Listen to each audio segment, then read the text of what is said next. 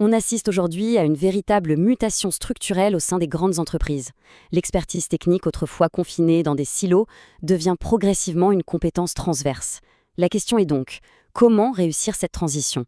Analysons ensemble les meilleures pratiques pour une autonomisation durable des métiers sur la data et l'IA.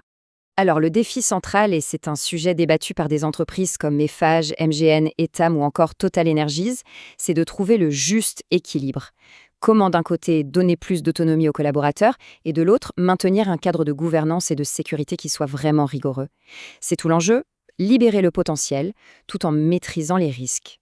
Pour faire face à ce défi, un modèle d'organisation semble s'imposer. La fédération gouvernée, ou ce qu'on appelle aussi le modèle Hub and Spoke.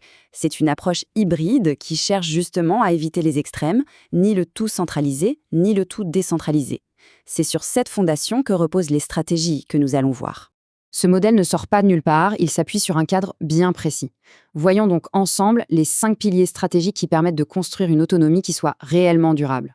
En fait, tous ces retours d'expérience convergent vers 5 grandes bonnes pratiques. D'abord, adopter cette organisation en fédération gouvernée. Ensuite, il faut masquer la complexité technique, notamment via des data products et des outils low-code. Troisièmement, il est indispensable de cadrer les usages avec une formation de type garde-fou, un peu comme un permis de conduire. Quatrième point, impliquer des alliés stratégiques comme les RH ou le juridique, c'est clé.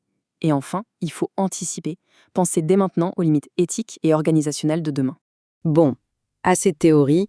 Voyons maintenant comment ces grands principes sont appliqués concrètement sur le terrain par 4 entreprises leaders dans leur secteur. Alors ici, on a une vue d'ensemble qui compare leurs approches.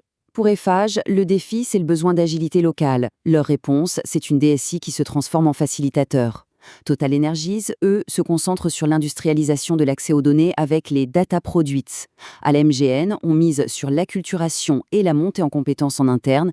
Et enfin, Etam cherche à sortir du goulot d'étranglement de l'équipe centrale en intégrant des analystes directement dans les métiers. Prenons le cas d'Eiffage. L'IA générative y est vue comme un outil extrêmement puissant, mais qui exige d'être maîtrisé. Louis Caron, le responsable du programme Data IA, le résume très bien. L'IA générative, c'est une voiture de course, une voiture sportive. C'est hyper puissant, mais si vous ne la maîtrisez pas, vous pouvez très vite aller dans le mur. Et c'est cette vision qui justifie la mise en place d'un véritable permis de conduire pour l'IA, une formation obligatoire. Chez Total Energies, l'angle d'attaque, c'est l'industrialisation de l'accès à la donnée. Pour ça, l'entreprise développe ce qu'elle appelle des data products. L'idée est simple. Ces produits masquent toute la complexité informatique qui se trouve derrière, ce qui permet aux équipes opérationnelles sur les sites industriels, qui ne sont pas des spécialistes de l'IT, d'accéder aux données et de les utiliser. Ça permet d'accélérer considérablement le déploiement de nouveaux cas d'usage. La MGN, de son côté, a une approche qui passe par la décentralisation, par l'acculturation. La stratégie, c'est d'identifier en interne les collaborateurs qui ont déjà des compétences en statistique et de les équiper avec des plateformes low-code comme DataIQ pour les transformer en makers.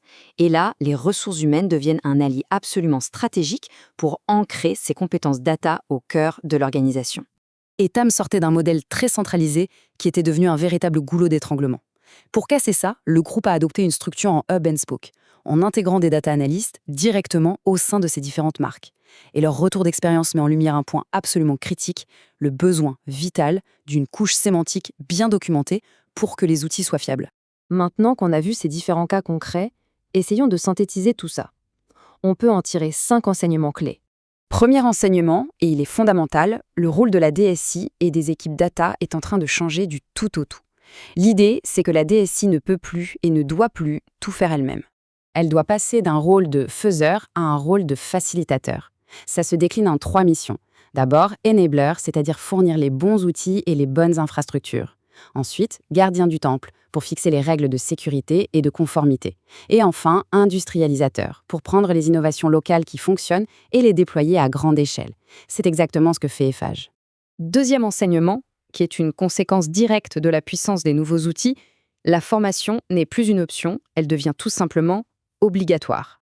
On parle vraiment d'un permis de conduire pour l'IA générative. Et ce n'est pas qu'une image. Eiffage, comme la MGN, impose des sessions de formation, qui sont d'ailleurs assez courtes, avant même de donner l'accès à leurs outils. Ces formations, d'environ 45 minutes à 1h30, se concentrent sur un point essentiel, développer l'esprit critique face aux risques de sécurité ou d'hallucination de l'IA. Troisième point, et c'est plus un avertissement qu'autre chose, attention aux promesses d'outils magiques si les fondations ne sont pas solides.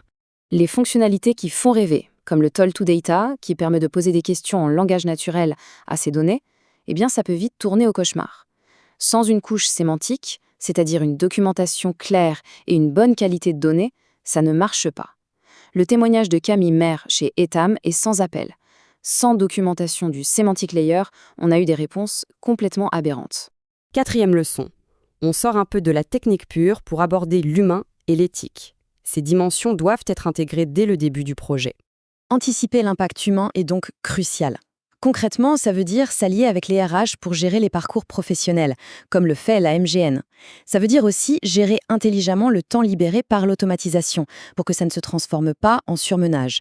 Et enfin, ça veut dire garantir une supervision humaine pour toutes les décisions critiques, ce qui est une exigence non négociable chez Total Energy.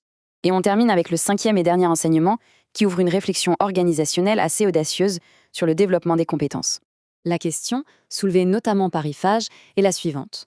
Faut-il, oui ou non, restreindre temporairement l'accès des collaborateurs les plus juniors à l'intelligence artificielle ?